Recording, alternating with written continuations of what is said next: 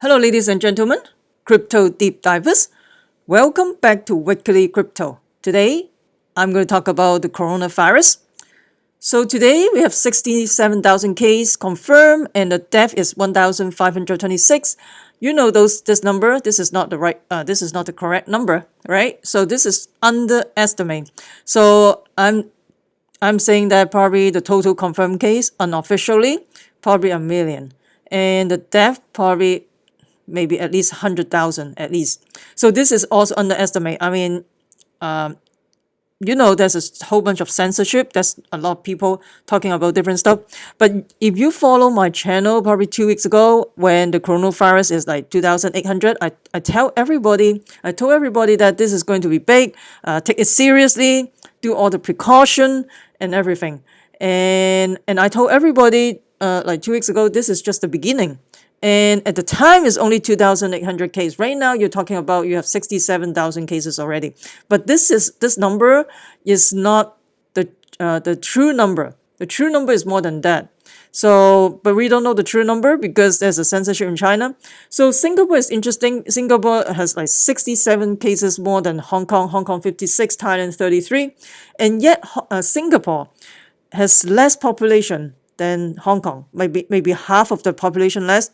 I think Hong Kong is, in terms of population, is double the size of Singapore, and highly densely populated area in Hong Kong. And yet, in Singapore, they have more cases.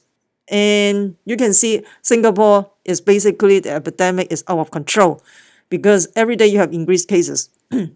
And the reason, of course, if you still remember, they have a whole bunch of outbreak in the Grand Hyatt Hotel. And you remember there's a conference in the Singapore Grand Hyatt Hotel, and people coming from all over the world to attend this conference. And of course, one of the attendees is from Wuhan. This is ridiculous. How can they travel to overseas? I don't know how, but they went. The one person from Wuhan went to this conference, and it infected a whole bunch of other people. And the UK guy went to a ski resort in France, and then spread to basically 11 people. So he is considered a super spreader because a super spreader is basically that person can spread to 10 or more people. So normally, based on the epidemiology from University of Florida model, is 1-to-4 ratio. Like one person can potentially transmit it to 4 people. And you can see this is a Malaysia guy also affected the family. So, but this one is a little bit extreme, right?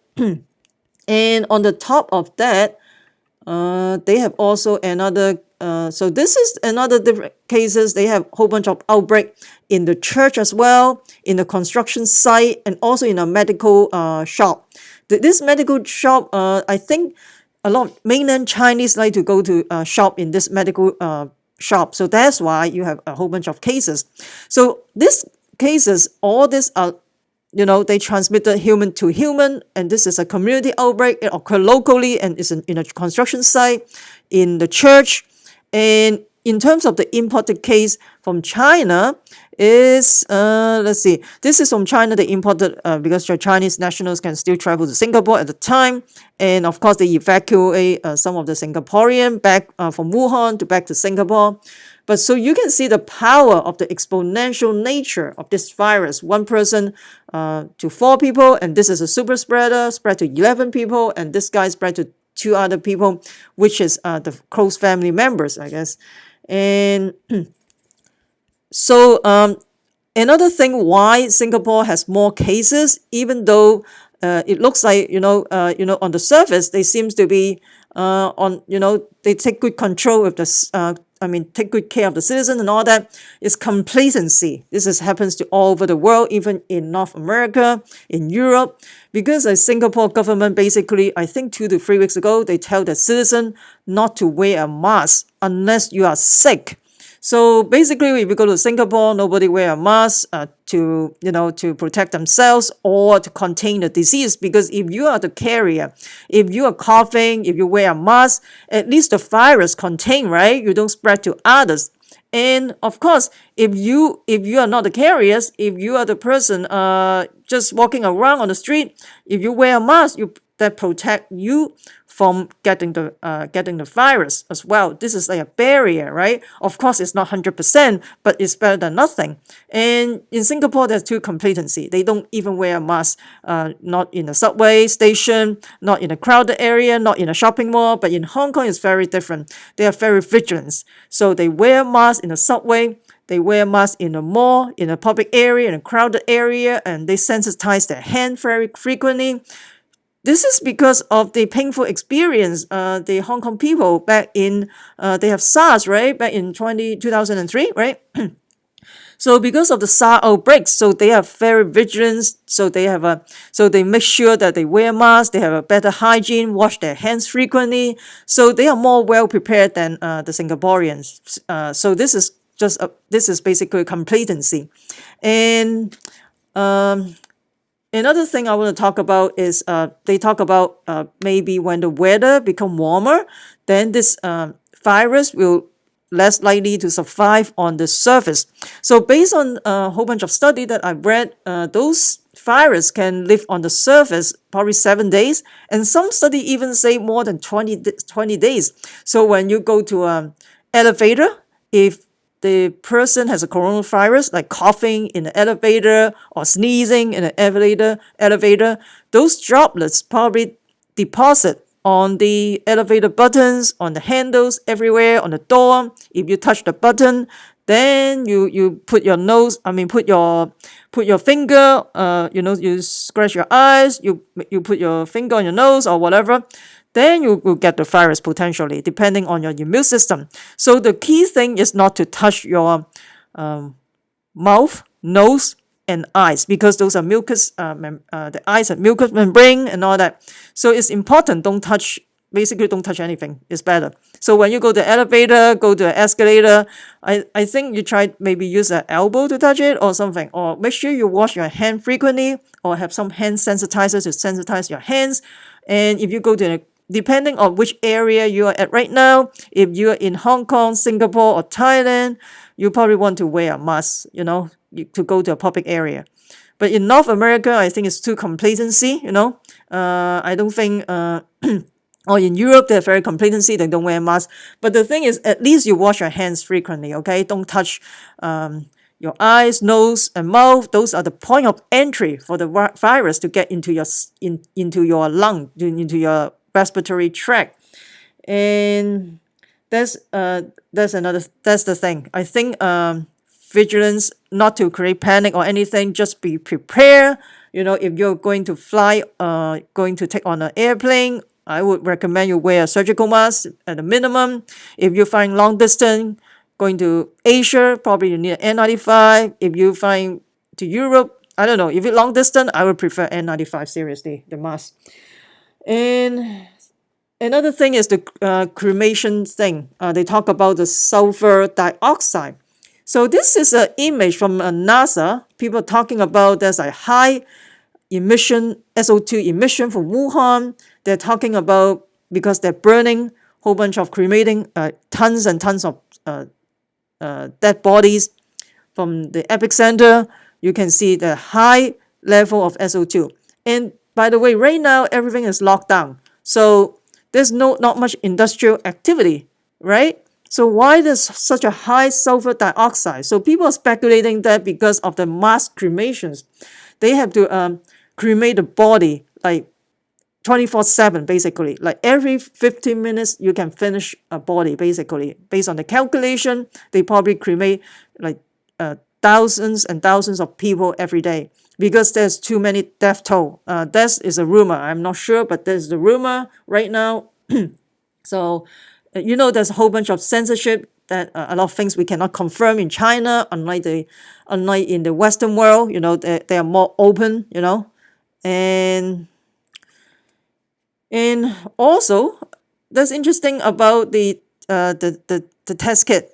So they talk, that's very interesting because a lot of people, in China, they went to test it. The test is basically a nasal swab. It's a nasal swab, swab your nasal area, swab your throat, and to see if you're positive or negative, something like that, right? So a lot of people, they are tested negative for the first time, and then subsequently they tested positive. And there's a guy in Beijing tested 3 times negative, and the 4th time is positive. So those test kit, in terms of the accuracy, probably 30 to 50% unofficially. So may as well flipping a coin while you get tested, right? And of course, all this number jumping, all of a sudden, the the Western world was really shocked with this number. I'm not shocked at all. I told you like 2 to 3 weeks ago, this at the time is only like less than like 2,886. I told everybody this is just the beginning, and look what happened. Right now, this is the official number, 67,000. Of course, unofficially, you're talking about millions. So those tests are not accurate at all. So don't feel, I think people has a false sense of security, saying that, oh, I'm negative right now. Well, the test is not very accurate to begin with. And the reason why there's such a spike of the case is because they don't use the test kit to diagnose the patient. They basically use they scan the patient, scan the lung, CT scan to see if they have pneumonia, and then to see the symptoms to confirm the diagnosis. And if you're in the Hubei area, probably, a lot of people already got it, And anyway, so another thing the test kit is the virus is hiding in your lower respiratory tract. And the test kit is only testing your upper respiratory tract. So in order to test the lower respiratory tract, you have to be in a hospital, probably pretty sick, They will, go down to your lung to get some tissue. But those are, limited to the patient in the hospital. In the clinic, you don't have that thing because, so that's why it's really, really difficult to test whether the people really got confirmed they have coronavirus. That is so sad. And I don't know if you heard about that in Los Angeles. They just have like 1,000 people coming from China probably a few days ago. Arrive to Los Angeles airport, and those 1,000 people are self-quarantined for 14 days. So do you believe them? They're going to self-quarantine themselves for 14 days? I doubt it, right? And all it takes is one person to spread this virus to the community easily. Remember the super spreader in the UK guy in Singapore, right? He go to attend the conference. He spread to like 11 people, and even the person from Malaysia also spread to the immediate families as well. So all it takes is one person. I hope people take it seriously, not just to, I have been talking about that since 2 weeks ago when people don't take it seriously. People think this thing is going to go away when the weather is become hotter, it will go away. But look at Singapore is a hot climate. And yet they have so many cases. In Thailand, it's a hot and humid climate as well. And yet they have 33 cases. That's a lot, right? And don't forget, in Japan, let's see. In Japan, you remember that cruise ship in Yokohama, right? Because all it start is one person, and that one person just spread to almost over 165 people. I can't remember. Initially 60, and then all of a sudden I think it's 200 right now. I can't update. Every day we have something new. And also the incubation period is longer than expected. They said 14 days quarantine is enough, but then right now, I think some officials come out from China saying maybe the incubation period is longer, maybe 24 days.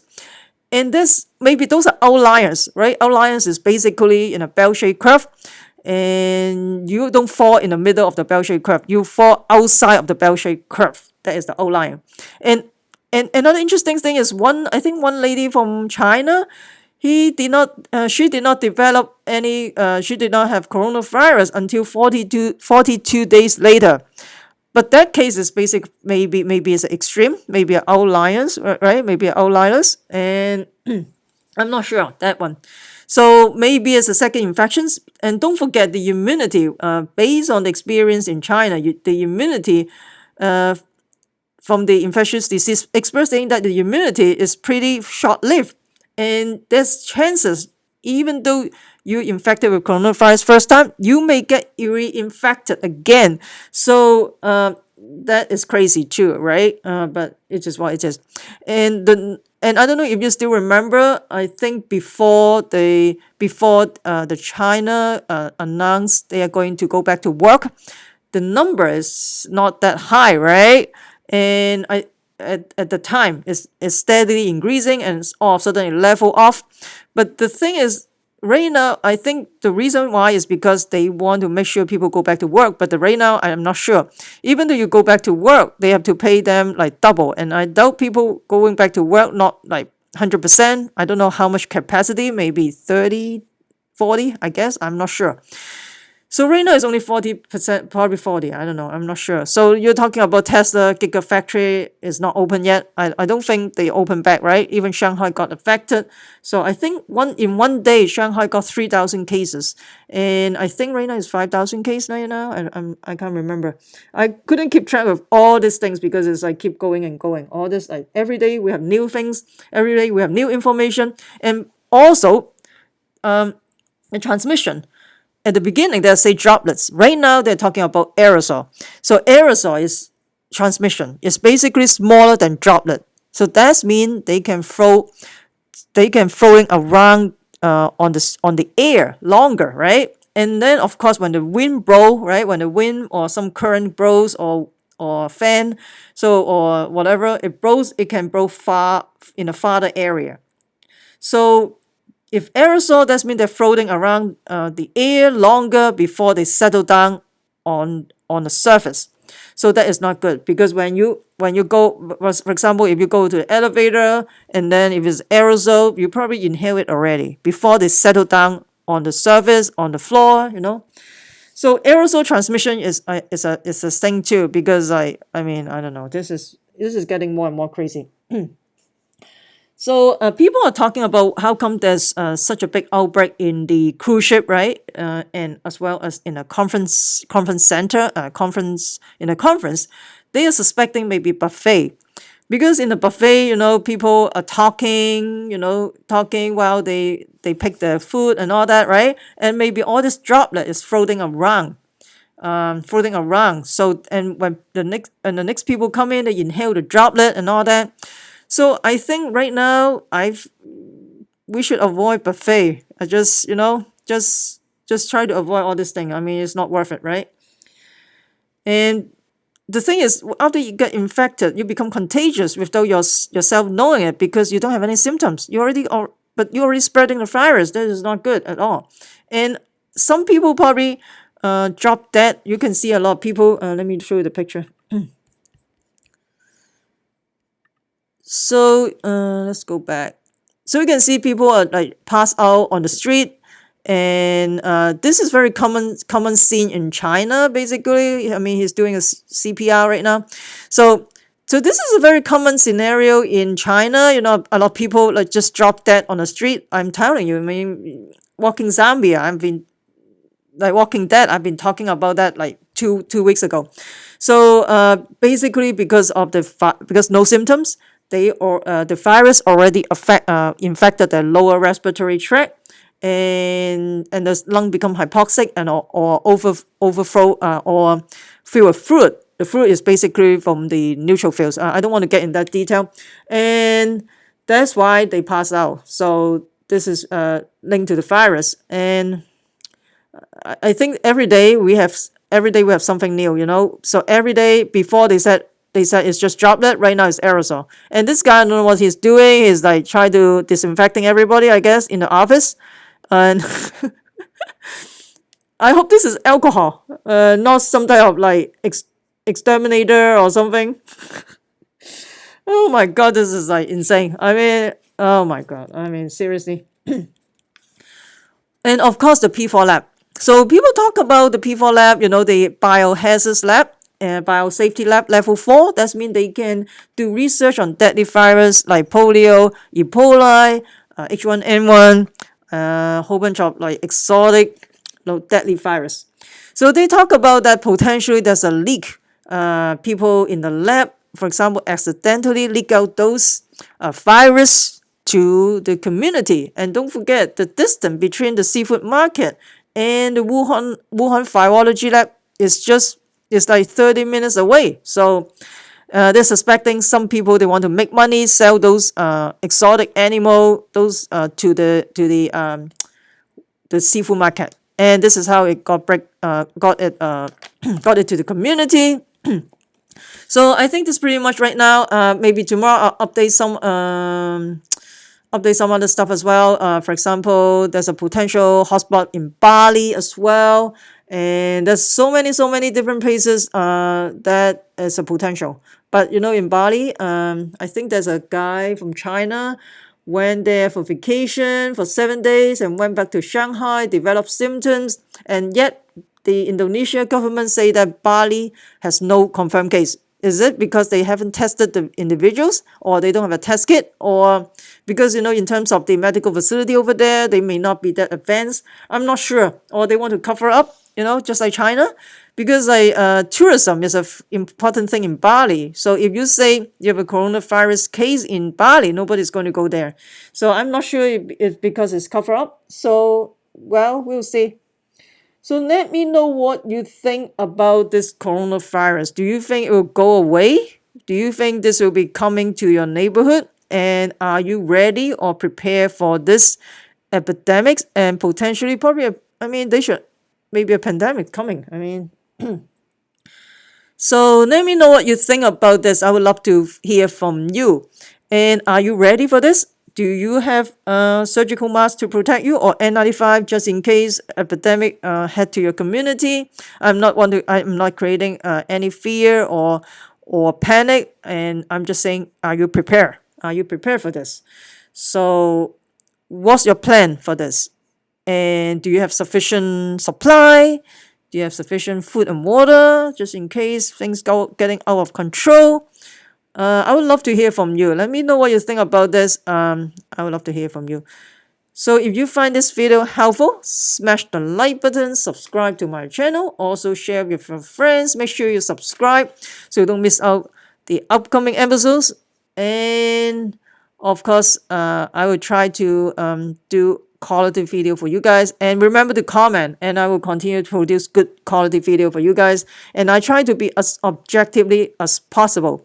And sometimes there's so many things on the internet, you don't know what is important. I basically digest what is important.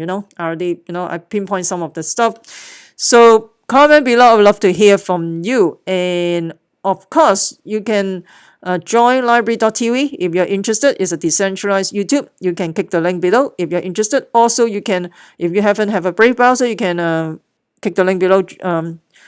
Install the Brave browser. It block out advertising, serving the internet faster.